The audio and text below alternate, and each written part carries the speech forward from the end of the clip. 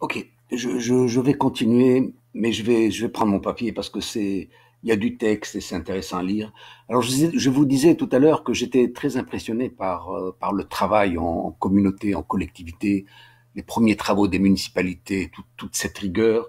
Et alors, entre 1883 et 1887, sont disponibles en langue française les PV de toutes les sessions ordinaires et extraordinaires des activités de la commission municipale de Hamtsouk sur les diverses réglementations, la tenue des livres, les mesures à prendre, les décisions sur l'hygiène, l'éducation, le dispensaire, les soins médicaux, le bruit, les recettes, les budgets, les achats, les devis, l'inventaire, la sécurité, la surveillance, les accidents de la police, les accidents, la police, la geôle municipale, l'inscription des visiteurs, la contrebande, l'environnement, la pépinière, le choix des semences, la surveillance des plantations, les salaires, les subventions, la salubrité, les décombres, l'assainissement, les travaux de la voirie, les constructions, les forages de puits, l'entretien des citernes, les fêtes publiques, les récoltes d'olives, les abjudications, les enchères, les versements d'impôts, la carouble de loyer, les diverses taxes sur les ambulants, les musiciens, les mariages, les fêtes privées,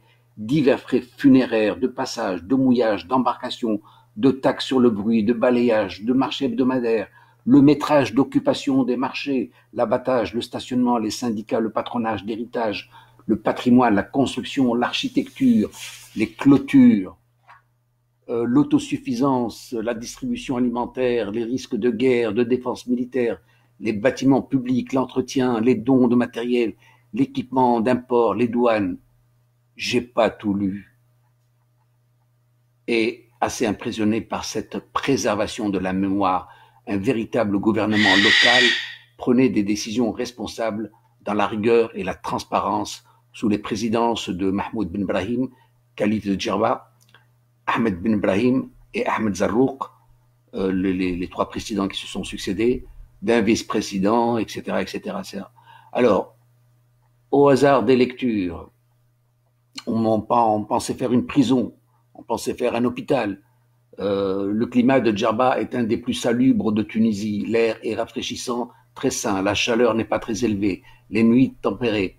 Tout y est pour amener la santé des hommes affaiblis par la fatigue, les fièvres et les privations. Donc ça, c'est un document du 21 juillet 1889 où l'on pense construire un lieu de convalescence et de revalidation des militaires du bataillon d'Afrique qui sont actuellement envoyés à Porquerolles et à Porquerolles. Et donc l'idée, pourquoi pas les envoyer à Djerba. Alors un autre PV d'archives envisage de constituer une prison, une sorte de Sainte-Hélène ou Guernesey. Ce projet aurait été réalisé à Agim, début du XXe siècle. Voilà. Et puis je rajoute un peu avec ironie, est-ce que Djerba aurait été une prison difficile à quitter? C'est pas une condamnation hein, d'être envoyé à Djerba, c'est plutôt une récompense. Ah, ok, alors bon, je vais sauter tout ça. Bon, il y a aussi des points négatifs que j'ai cités dans certains PV. Euh, alors, il y a des émotions, il y a des émotions dans le Djerba, notamment celle de Pierre Dumas, qui écrit dans le livre La Tunisie de 1937. Il n'y a rien à voir à Djerba, m'avait-on dit.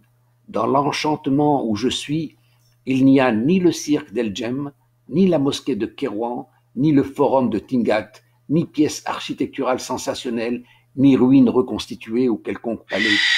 Il y a mieux, un ensemble naturel absolument exceptionnel.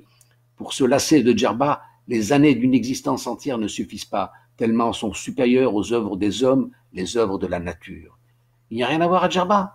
Rien que ces palmiers, ces oliviers, ces mosquées, ces puits, ces jardins, ces maisons voûtées, choses banales en soi, mais qui, disposées en équilibre, offrent un inégalable ensemble.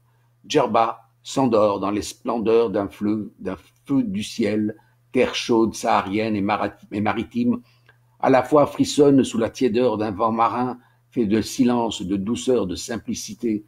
Le paysage de l'île a produit en moi le même enchantement des compagnons d'Ulysse et de ce merveilleux lotos, dont les anciens affirment qu'il prend à jamais le cœur humain. Est-ce le fruit de la vigne, la joie de vivre, où l'on éprouve sur cette terre privilégiée?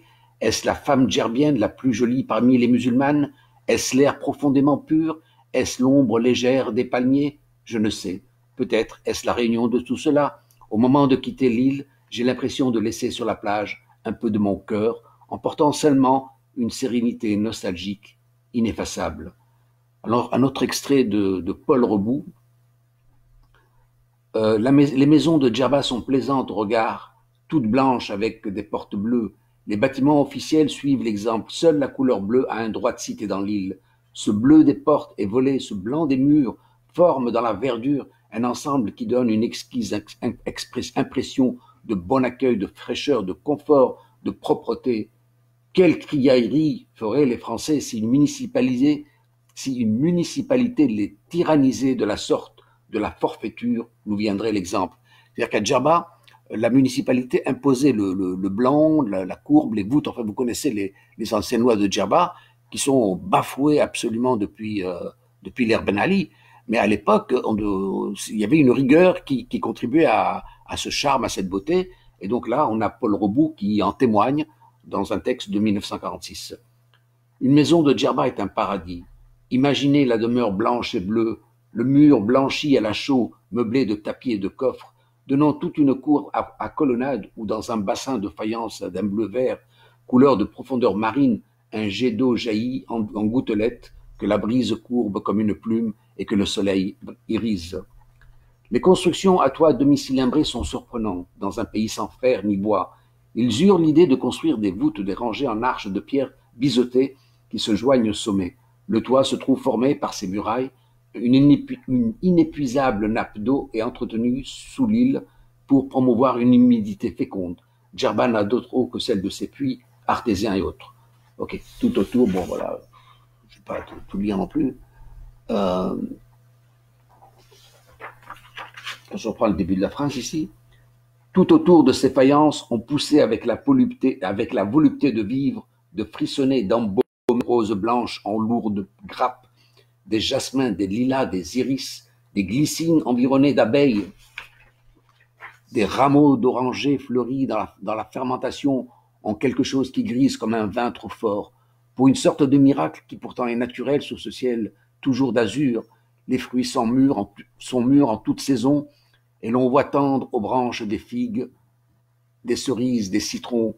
Homère le disait déjà dans l'Odyssée, jamais ces fruits ne manquaient ni ne cessaient. Tous les vers et tout l'été, ils s'offraient aux heureux habitants de cette île. Le zéphyr laissait former les uns et mûrir les autres, que de fruits, que de fleurs, que de chants d'oiseaux, que de parfums. Quelle fraîcheur! Peut-on s'en aller sans revenir pour quelques mois dans une cellule des souks immobile derrière un rempart à vendre des chaussettes? En fait, là, ce témoignage, c'est qu'il parle de cette diaspora de Djerbiens qui vont gagner de l'argent pendant toute l'année, comme il vous dit là, à vendre des chaussettes derrière une barricade ou derrière un rempart, je ne sais pas quoi. Et alors qu'on a un si beau pays, mais bon, il ne faut pas oublier que dans un beau pays, on a aussi besoin de produire pour vivre. Hein. Ça aussi, voilà. Alors, bon, je ne vais pas aller plus loin pour cette histoire de Djerba. Je vais en terminer là. Et la prochaine fois, j'attaque le XXe siècle. Voilà. Allez, au revoir. Ciao.